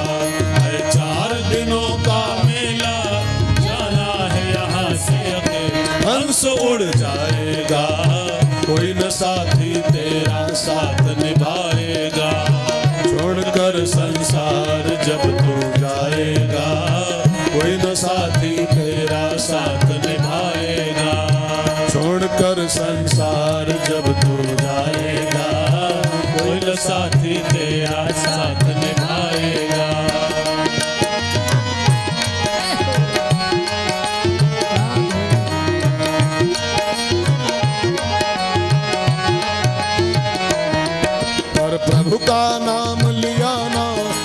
सत्संग किया ना 2 घड़ियां। कर प्रभु का नाम लिया ना, सत्संग किया न 2 घड़ियां। जमदूत पकड़ ले जाएंगे, लग जाएंगी हथकड़ियां। जमदूत पकड़ ले जाएंगे, लग जाएंगी हथकड़ियां। फिर पछताएगा कोई न साथी तेरा साथ निभाएगा। छोड़कर संसार जब तू जाएगा, कोई न साथी तेरा साथ निभाएगा। कोई न साथी तेरा साथ निभाएगा, कोई न साथी तेरा साथ निभाएगा। एक संत बोल रहे थे कि श्लोक मैंने कहीं पढ़ा था किसी ग्रंथ में, धनानि भूमो, कितना भी कमा लो, धनानि भूमो, धन धरती पर छूट जाएगा। पशवश्च गोष्ठे, कितने भी भैंसी गैया पाल लो, पशवश्च गोष्ठे, गोष्ठ माने क्या होता है? जहां वो बांधी जाती हैं भैंसी वैसी, क्या बोलते हैं उसको? हाँ, गौशाला तो बोलते हैं, यहाँ क्या बोलते हैं? हरदोई में जहाँ गाय बांधते हो, भैंसी बांधते हो, उसको बाड़ा, बाड़ा है, घोड़ा। हाँ, घोड़ा, आप सही बोले, घोड़ा। हाँ, जो गोंडा जिला है ना, गोंडा, ये गोंडा पहले गोंडा था वास्तव में। यहाँ पर राम जी की गौएं, सब अयोध्या की गौएं यहाँ चलती थी, यहीं रहती थी। गोंडा नाम था इसका पहले, वो कालांतर में गोंडा हो गया, गोंडा। ये राम जी का गोंडा था यहाँ गौएं रहती थी अयोध्या जी की, और सब चलती थी गोंडा में, सरजू का पानी पीती थी। घोड़ा वास्तव नाम है। अब सही बोले आप, बाड़ा वाड़ा नहीं, बाड़ा होता है उनका बकरी भेड़ी वाला, घोड़ा। तो पशवस्त गोष्ठे, कितने भी जानवर पाल लो, गिर गाय और मुर्रा भैंस और हन्ना भैंस, लेकिन वो सब पशवस्त घोड़ा। हाँ, घोड़ा, यही छूट जाएंगे सब। और सुनो, नारी गृह द्वार, मैडम बहुत जाएंगी, बहुत जाएंगी तो देहरी पर तक, बस देहरी के आगे मैडम नहीं पड़ती है, फिर वहीं गिर जाएंगे, बेहोश हो लेंगी। अच्छा बढ़ो जाओ, अच्छा बढ़ो बाय बाय, बढ़ो तो जौनो हम मैडम संग नहीं जाएंगे, देहरी पर जाएंगे खाली। बढ़ो जौनो क्या मतलब होता है? नारी गृह द्वार,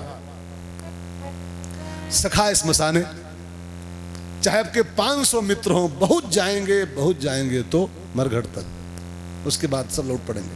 और सुनो, देहस चितायाम, ये देह आपकी जो है ना, ये केवल चिता पर तक साथ जाती है, चिता तक।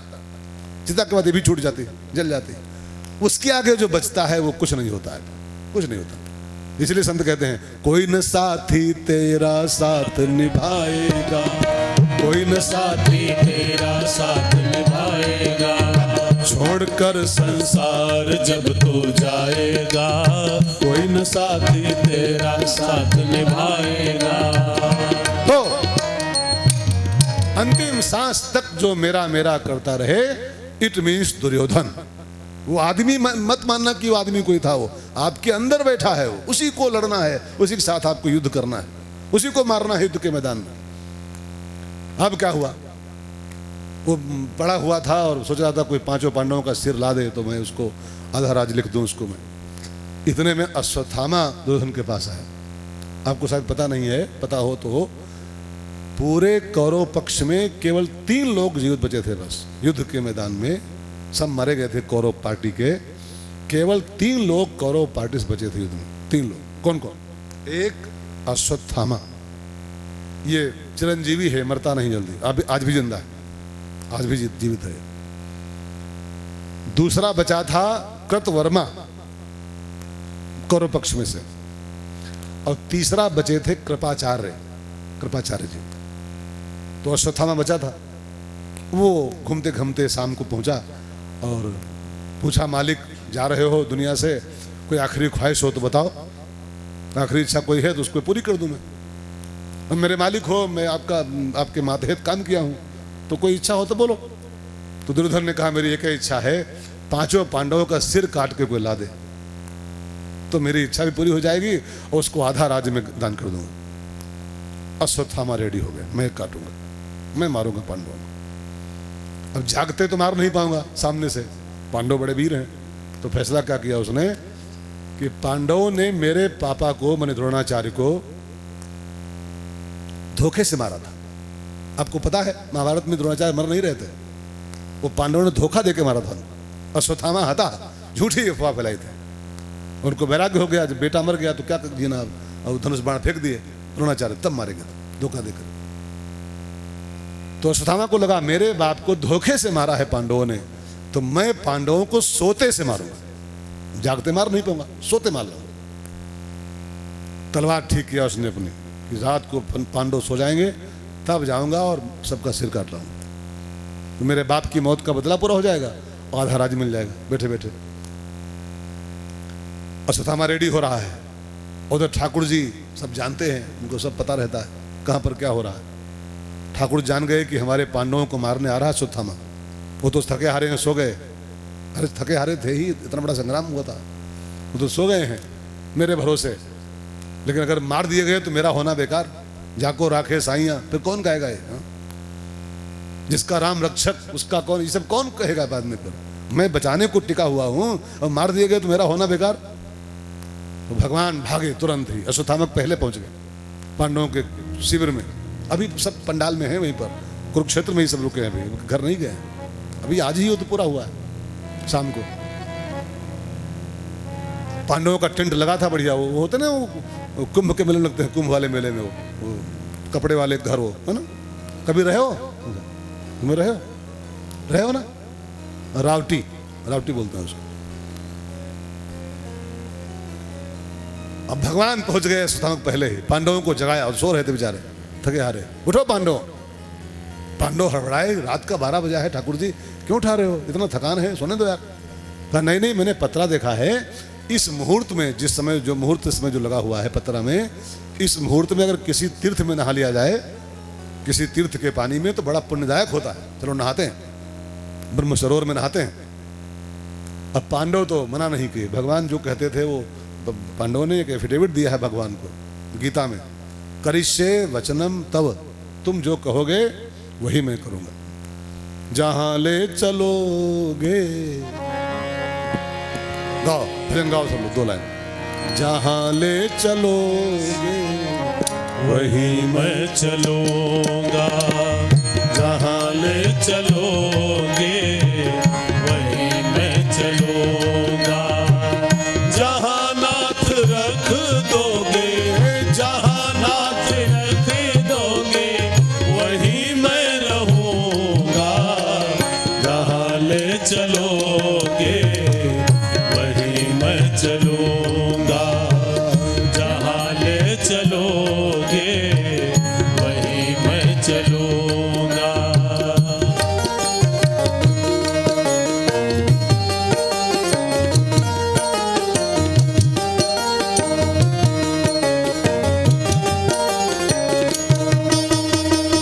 न शिकवा है कोई, न है कोई अर्जी, कर लो करा लो जो है तेरी मर्जी। न शिकवा है कोई,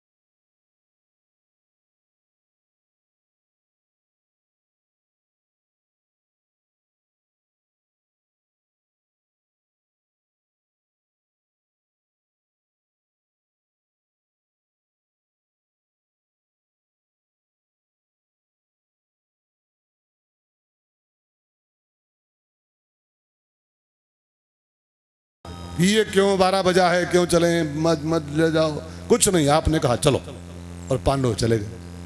अब जानते क्या, पांडव जाना हुआ, अश्वत्थामा का आना हुआ। अब हुआ क्या, वो शिविर में लाइट तो थी नहीं, वहां लाइट कहाँ थी? तो मोदी सरकार तो थी नहीं तब जो हर जगह लाइट पहुंच जाती है।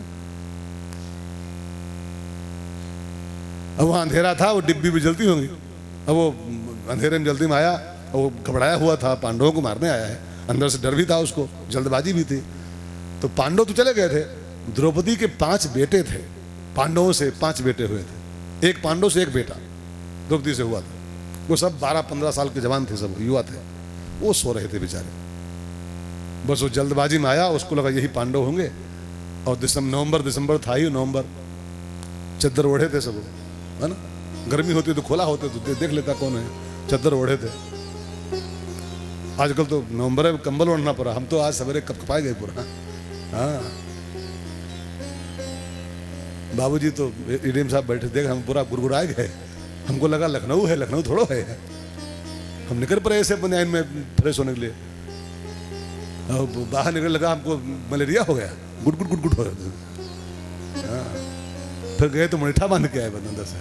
अब हम धोखे में ऐसे चले आए, हमको लगा लखनऊ भी ऐसा मौसम थोड़ा है, लखनऊ में यहाँ गांव है। आज सवेरे पूरा हमारा हाल बेहाल हो गया।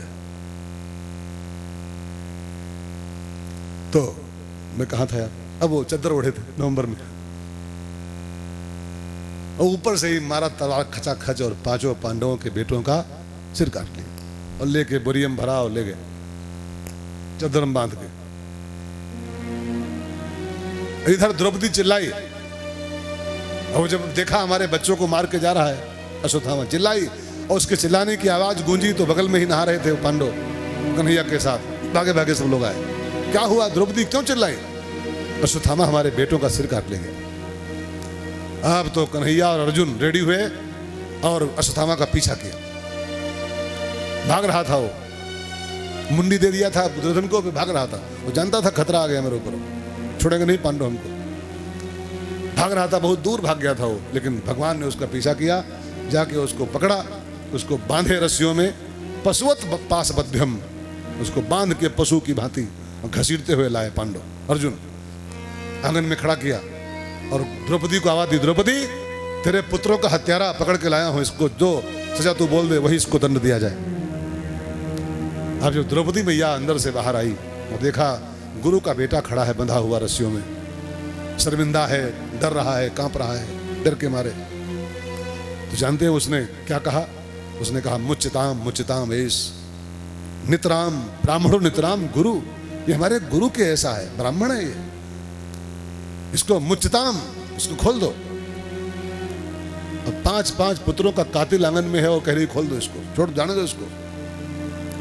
अर्जुन ने कहा तू पागल है क्या, तेरे पुत्रों का कातिल है, 5 बेटे काट दिए हैं, तू कहती छोड़ दो। कहा नहीं स्वामी, कोई किसी को मारता काटता नहीं है, संयोग वियोग मिलना बिछुड़ना ये सब यहां नहीं होता, ऊपर से होता है। और निमित्त भले कोई बन जाता है, माध्यम कोई बन जाता है, रीजन कोई हो जाता है, लेकिन वो है ना अपने वो कहावत है हिले रोजी और बहाने मौत, है ना, सुने नहीं सुने, देहात में तो चलती हिले रोजी और बहाने मौत, कोई ना कोई बहाना तो मौत का बनता ही है, लेकिन वो मौत वाला काम यहां नहीं होता। आप जरा नाम गिन लो, रामायण में 2 चौपाई है, उनमें कुछ बातें हैं, नाम गिनो फटाफट।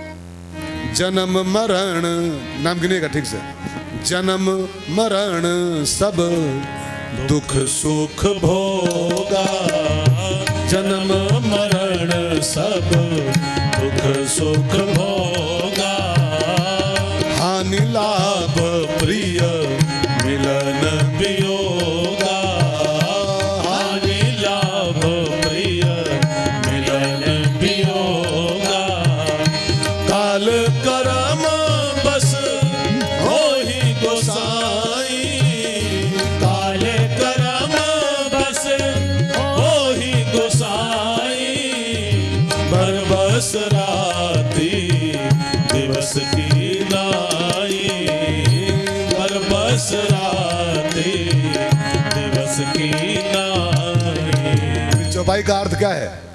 ये कुछ नाम जो गिनाए गए हैं, जन्म मरण दुख सुख मिलन वियोग, ये सब काल कर्म बस होए गोसाई। काल मने समय और कर्म मने कर्म भाग्य, ठीक है ना।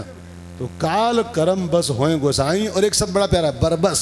बरबस माने बरबस मीन्स जबरदस्ती, आप चाहो चाहे ना चाहो, होगा ही होगा, होगा ही होगा। जैसे कोई न चाहे कि रात होए, अच्छा आप में से कोई प्रसाद माने ठाकुर जी रात न होए, आज रात न होए, आज रात न होए, तो नहीं होई का होई तहु होई, हाँ। लाख मूड पट डारो, अपना मूड फुट डारो तहु होई। अच्छा कोई चोरवा कहे कि दिन न होए, भोर न होए, तो भोरो होई। बरबस माने जबरन, आप चाहो चाहे न चाहो, जैसे रात दिवस अपने आप होते रहते हैं, ऐसे मिलन वियोग जन्म मृत्यु ये सब ऊपर से फिक्स होता है। तो मेरे बेटे इतने दिन के लिए मेरे बेटे बन के आए होंगे, इतने दिनों के लिए, यहां तक का साथ हमारा उनका होगा, वो साथ में रहे। अब वियोग होगा तो वियोग हो गया, अब उसमें किसी को दोष कह दिया जाए, ये तो निमित्त बना है केवल, संयोग वियोग तो ऊपर से होता है। और दूसरी बात एक और है, पतिदेव अर्जुन से बोले ही द्रौपदी कि हमारे 5 बेटे मर गए हैं, ठीक है, हमारे 5 पति तो हमारे पास हैं, बेटे मर गए तो मर गए, पति तो हमारे पास हैं, उनके सहारे जीवन काट लूंगी मैं अपना।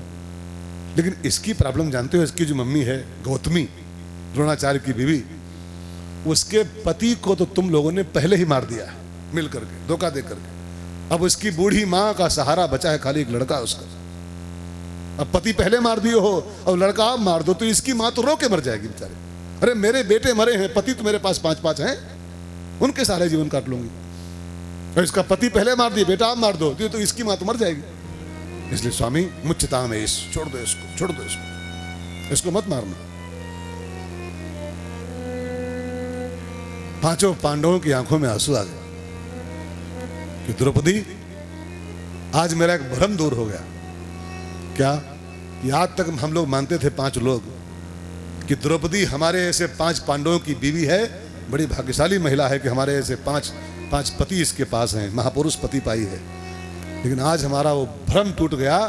आज हमको लग रहा है कि मेरी पत्नी होके तू नहीं भाग्यशाली है, द्रौपदी की ऐसी महान नारी का पति होकर के हम 5 पांडव अधन्य हुए।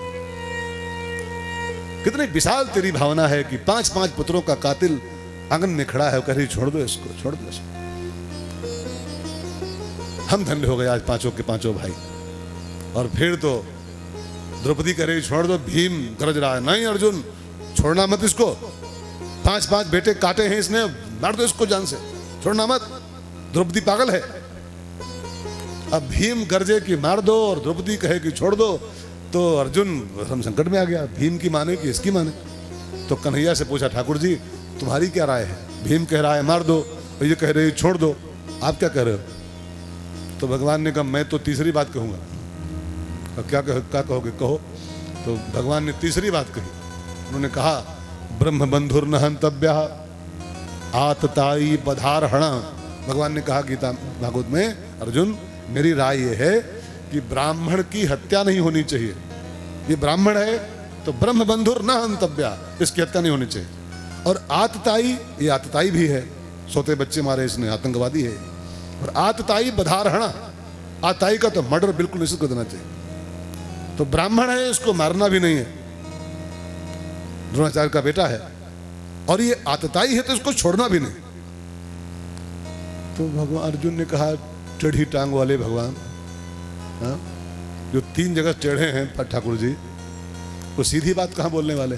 अब ब्राह्मण है तो मारना नहीं है, और आतताई को छोड़ना भी नहीं है, तो इसको करना क्या है? क्या करें इसका?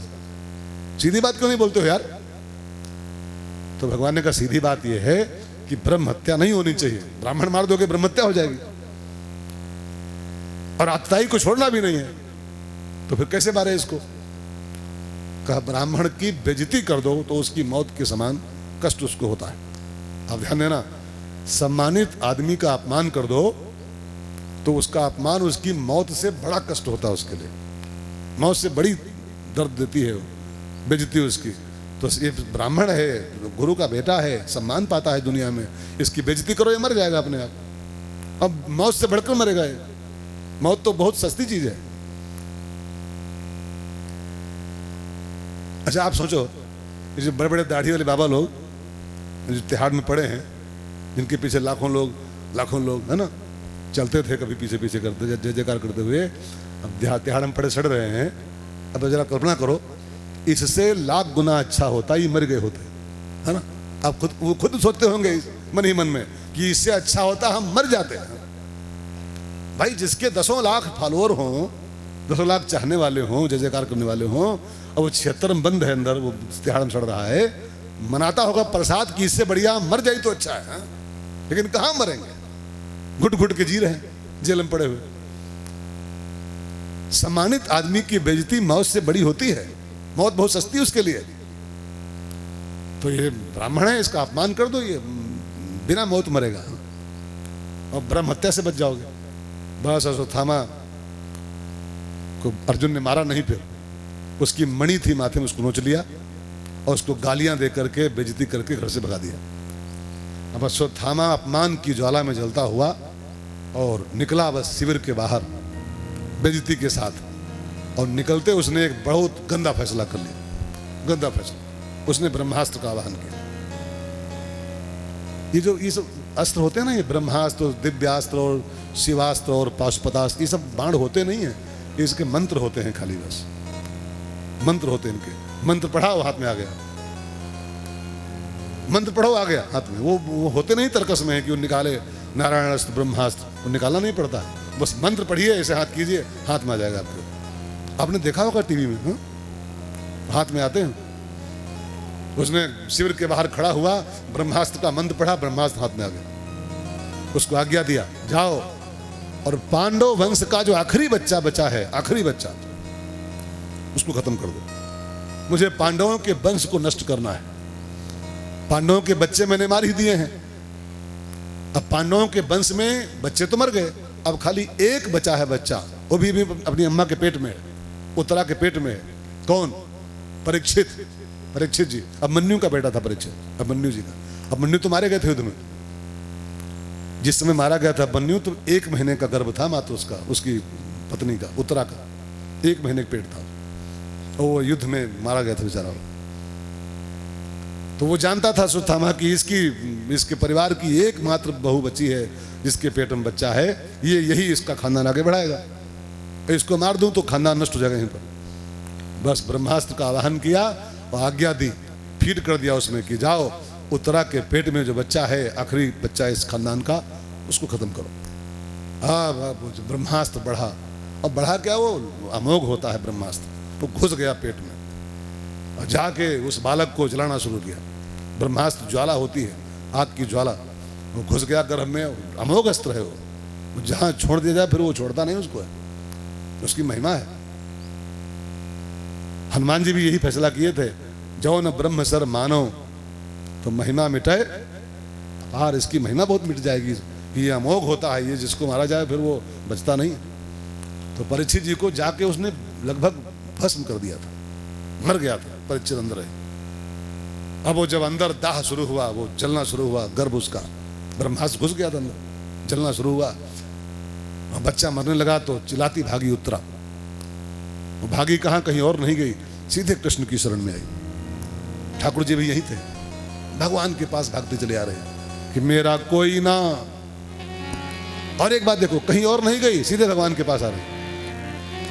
तमाम थे, भीम थे, अर्जुन थे, भीष्म पितामह जिंदा थे भी, कहीं नहीं गई उत्तरा, सीधे भगवान के पास आई और चिल्लाती आ रही, गाती हुई कि मेरा कोई ना सहारा बिन तेरे, नंदलाल संवरिया मेरे, मेरा कोई न सहारा बिन तेरे। जरा गाइए गाइए प्यारे। लाल संवरिया मेरे, हे जी मेरा कोई ना सहारा बिन तेरे, नंदलाल संवरिया मेरे, मेरा कोई न सहारा बिन तेरे, नंदलाल संवरिया मेरे। तूने लाखों पापी तारे हैं, तूने लाखों पापी तारे हैं, नहीं गुण और दोष निहारे हैं, नहीं गुण और दोष निहारे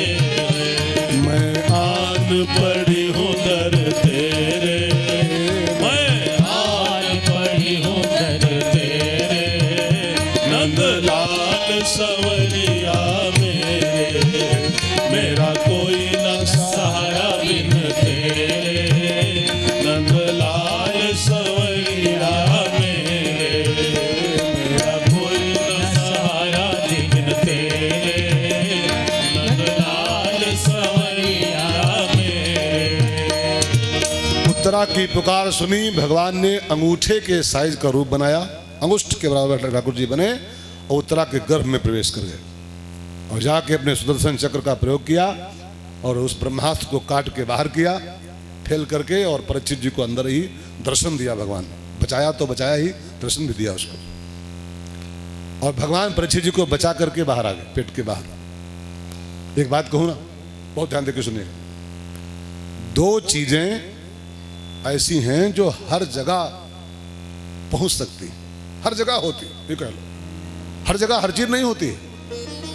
हर जगह मोदी कहाँ है, हर जगह पुलिस कहाँ है, हर जगह आपकी मम्मी कहाँ है, हर जगह आपके पापा कहाँ है, हर जगह आपकी बीवी कहाँ है, हर जगह आपका पति कहाँ है। लेकिन दो चीजें ऐसी हैं जो हर जगह आपके साथ है, हर जगह। कौन कौन? एक, भगवान की कृपा, एवरीवेयर, चाहे जहां आप हो, चाहे जहां, वो कृपा हर समय आपके साथ है। और दूसरी, मृत्यु, मौत भी every time with you, every time आपके संग है। वो कब मारेगी, कहां मारेगी, बगले में खड़ी है। वो रावण कहता है ना, वो कौन, मृत्यु निकट। अब वो कह तो रहा है गुस्से में, लेकिन सही बोल रहा है, सही बोल रहा है। ये चौपाई खाली हनुमान जी पर लागू नहीं होती, सब पर लागू होती। मृत्यु निकट आई खल तो ही, मृत्यु निकट आई खल तो ही, लागे सिया धर्म सिखावन मोही, लागे सिया धर्म सिखावन मोही। हनुमान जी क्या बोले, क्या बोले मालूम? उल्टा हो हनुमाना, उल्टा होई हनुमाना, मति भ्रम तोरी प्रगट में जाना, मति भ्रम तोरी प्रगट में जाना। दो चौपाई मैंने क्यों कही रामायण से, इसका अर्थ देखिए। रावण कह रहा है कि तेरे मौत करीब आ गई है, मौत तेरे बहुत करीब है। तो हनुमान जी क्या बोले? उल्टा होई, मेरे करीब तो है लेकिन तेरे करीब है वो, तेरे करीब। हर इंसान की प्रॉब्लम है ना, हर इंसान की समस्या है कि हर इंसान को आपकी मौत तो करीब दिखाई पड़ रही। लोग बोलेंगे अरे क्षणभंगुर जीवन है, क्या पता कल सो के उठो ना उठो, क्या पता कल मरे मिलो, हाँ? लेकिन दूसरों से कहता है, खाली दूसरों से कहता है। अब मुझसे पूछे बुढ़ा तुम्हारा का हाल है? अब अभी थोड़ा, अभी तो 85 के भय हैं, अभी तो 15 साल और हैं। हनुमान जी से कह रहा मृत्यु निकट आई, हनुमान जी के उल्टा होई, तो अपने बगल में देख, तेरे बगल में खड़ी मौत है। इसका मतलब क्या है? हर इंसान को दूसरे की मौत दिखाई पड़ती है, अपनी मौत को कोई नहीं देख पा रहा है। अगर आपका जीवन क्षणभंगुर है तो हमारा, अगर आप क्या पता कल सो के उठो ना उठो तो हम, लेकिन हमको आपका दिखाई पड़ रहा, हमका हमारा नहीं दिखाई पड़ रहा। हमसे पूछो अब वही थोड़ा मरी बा, अभी तो कईयों कथावाचक है। दूसरों सिखाएंगे अरे यार क्या पता क्षणभंगुर, पानी केरा बुलबुला, अस मानुष की जात। दूसरों खूब सिखाए, अपने बारे में कभी नहीं सोचता आदमी। 85-90 साल के बुढ़ऊ पूछो क्या हाल बुढ़ऊ, अब 90 चल रहे हैं, अभी 10 और हैं, 10 और हैं, अभी 90 चल रहे हैं। उल्टा होई है, उल्टा होई। अगर मृत्यु निकट आई खल तो ही, तो मृत्यु निकट आई खल तो ही, तेरे भी करीब खड़ी हुई मौत। तो एक कृपा और दूसरे मृत्यु, एवरीवेयर आपके साथ, हर जगह आपके साथ। गर्भ में भी मौत पहुंच सकती है और गर्भ में कृपा भी पहुंच सकती है। मौत भी पहुंची ब्रह्मास्त्र के रूप में और कृपा पहुंच गई ठाकुर जी, बचा लिया उसको। बचा के दर्शन दिया तो ठाकुर जी बाहर आ गए। फिर तो भगवान द्वारका जाने को तैयार हुए।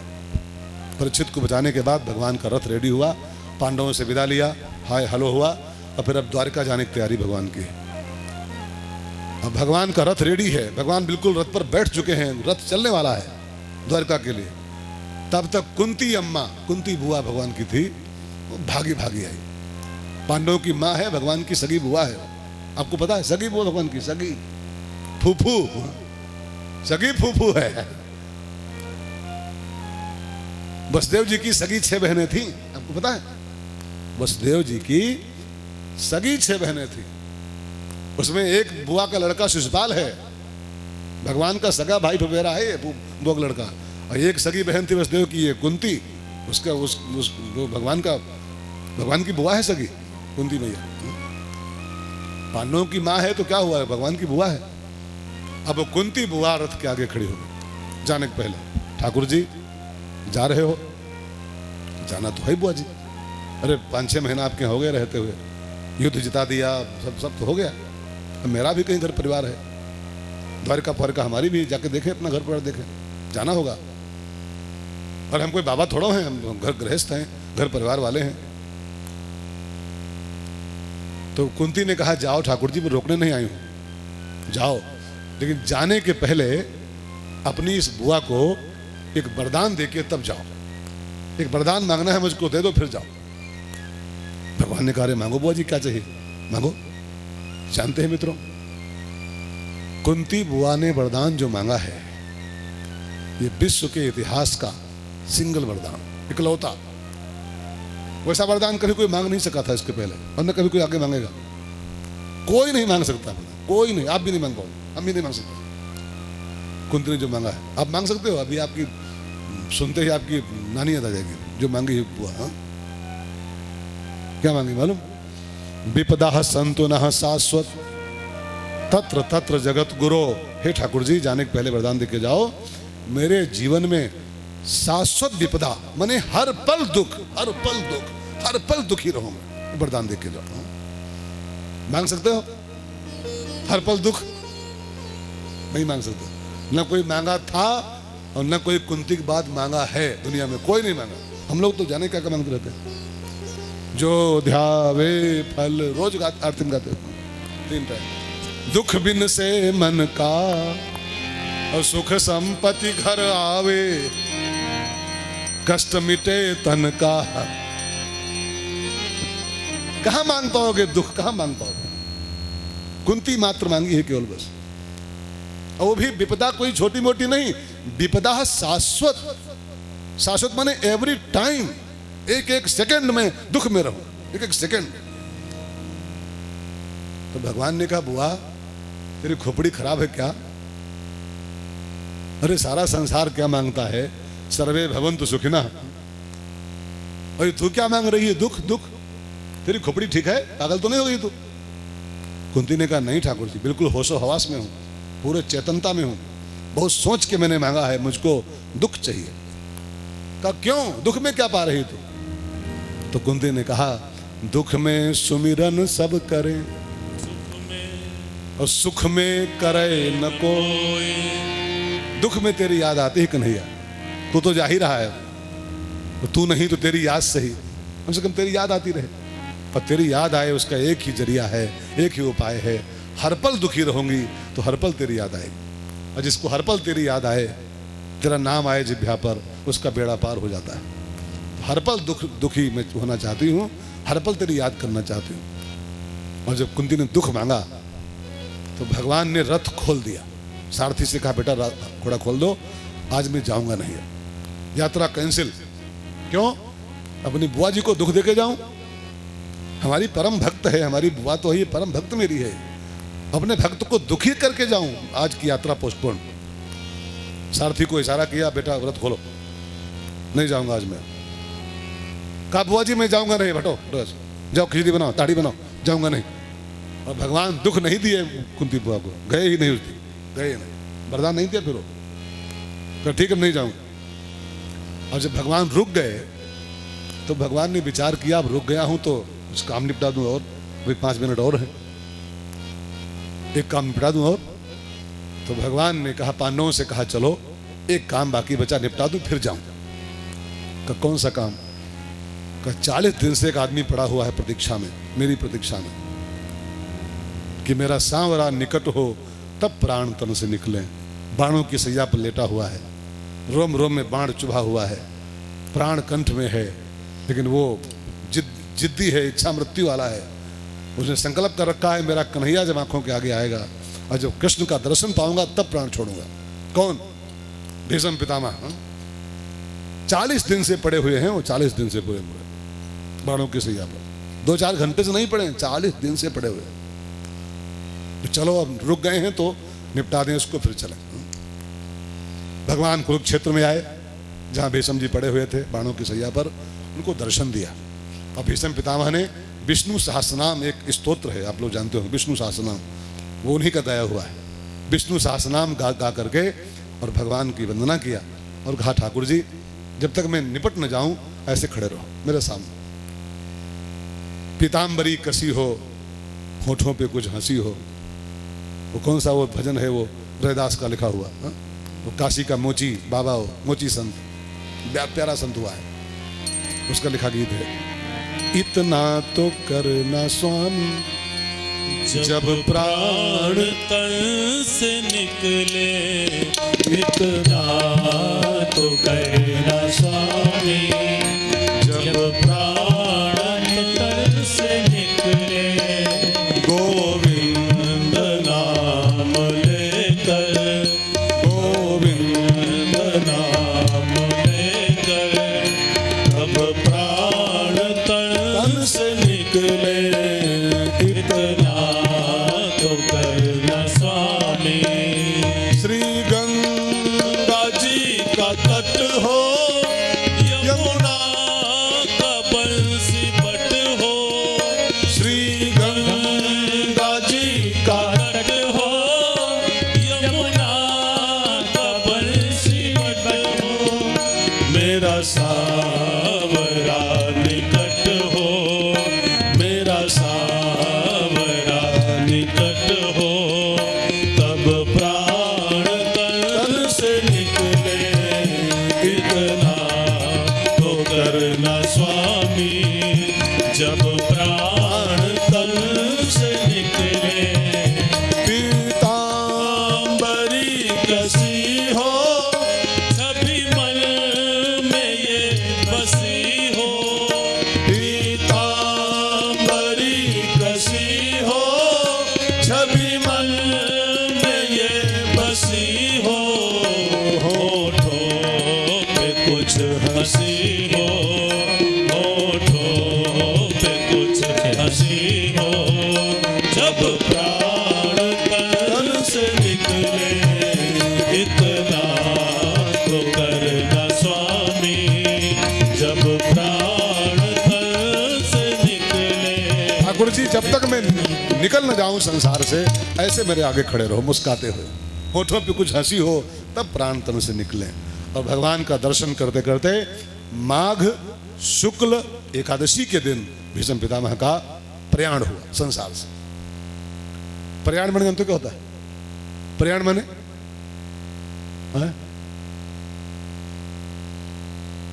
देखिए दो शब्द हैं, मृत्यु और प्रयाण। मौत और प्रयाण दो शब्द होते हैं। मौत और प्रयाण में एक फर्क है, केवल छोटा सा फर्क है। दोनों मरना होता है, दोनों में देह छूटती है, लेकिन मौत में अलग टाइप है मौत का, और प्रयाण दूसरा शब्द होता है। दोनों में देह छूटती है।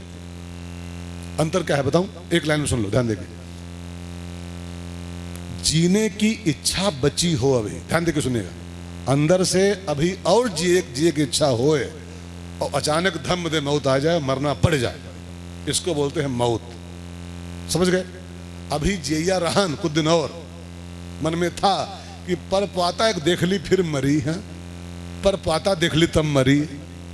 अभी जीने की इच्छा थी और मरना पड़ गया जबरदस्ती, इसको मौत कहते हैं, ये मृत्यु होती है। प्रयाण इससे जस्ट अपोजिट होता है। मरना उसमें भी है, लेकिन उसमें कुछ और दूसरा तत्व होता है। ये तो जाना ही जाना है, ध्यान देकर सुनिएगा।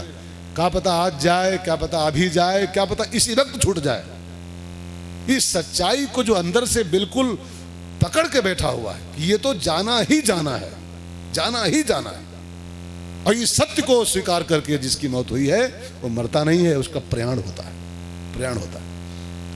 अब मेरी तो विनती है ना, मरे हो ना भैया, मरना मत, प्रयाण करना संसार से। मरोगे फिर पैदा होना पड़ेगा, जो मरता है उसको फिर पैदा होना होता है। गीता में साफ साफ लिखा है, ध्रुव जन्म मृतस्य चा। ये मैं नहीं कह रहा हूं, कृष्ण कह रहे हैं एफिडेविट के साथ। ध्रुव माने एफिडेविट, शपथ पत्र है ये, कि ध्रुव जन्म मृतस्य चा, जिसकी मृत्यु हुई है उसका जन्म फिर होता ही होता है, उद्धार नहीं होता उसका। अगर मरे हो तो पैदा होना पड़ेगा, गयाओ पयाओ सयाओ तया, चाहे जो कर रहे कोई, अगर मरे हो तो पैदा हुई हो फिर से, मरना मत, भागो सुनने के बाद में, प्रयाण करना संसार से, जाना ही जाना है तो इसमें क्या है, इसको चिपट के रहना यार, जाना है तो जाए, जब जाए, आज जाए अभी जाए, क्या फर्क पड़ता है। इस सच्चाई को जो कबूल करके जाता है दुनिया से, जाना ही है तो गई, इसमें क्या रोना धोना, इसमें क्या माथा कूटना फालतू में, जाना है तो गया, जाना है तो जाना है। इस सत्य को जो कबूल करके मरता है वो मरता नहीं है, वो प्रयाण करता है। और मेरी विनती है भाई बहनों, प्रयाण करना, कम से कम प्रयाण करो दुनिया से। तो भीष्म पितामह का प्रयाण हुआ, फिर भगवान चले गए द्वारिका। उनके जाने के कुछ दिनों के बाद गर्भ जब पूरा हुआ पुत्रा का, तो बालक का जन्म हुआ है, नाम रखा गया परीक्षित। और परीक्षित जी जब पैदा हुए तो पांडवों ने खूब लड्डू बटवाए, खूब खुशी मनाई, पोता हुआ है, जानते हो, एक होता है पुत्रोत्सव, एक होता है पौत्रोत्सव।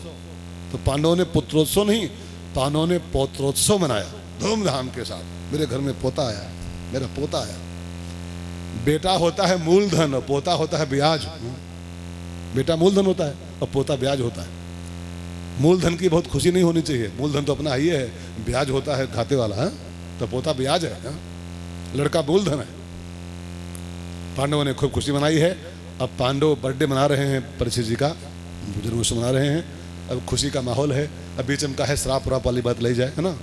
अब बर्थडे में श्राप कराओगे तो बात ठीक नहीं होगी, तो पांडव नाच गा रहे हैं, उनको नाचने गाने दो। अब शाम को श्राप वाली बात होगी, 5 बजे हो गया है, 5